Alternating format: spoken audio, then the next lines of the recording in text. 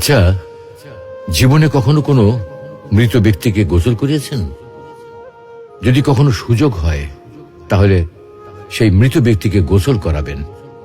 তখন খুব কাছ থেকে দেখবেন মৃত মানুষের দেহটা কতটা অসহায় লাগে, মৃত্যুর পরে মানুষের দেহ কতটা ভয়ের কারণ হয়ে দাঁড়ায়।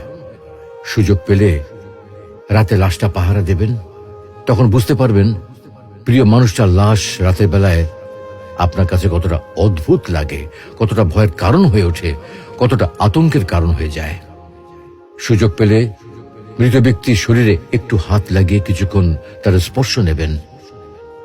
আপনি তখন উপলব্ধির সুযোগ পাবেন এই পৃথিবীতে বিশাল প্রভাব প্রতিপত্তি মৃত্যুর পরে কতটা নির্যাতনের রূপ নেয়।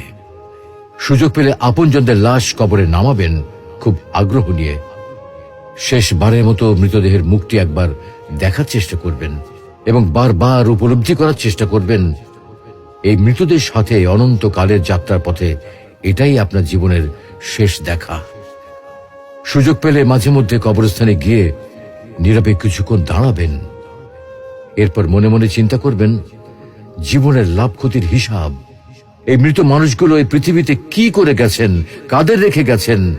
যাদের রেখে গেছেন তারা কি কখনো এই মৃত মানুষগুলোকে স্মরণ করার জন্য কবরস্থানের আশেপাশে একটি বারের জনকে দেখতে আসে?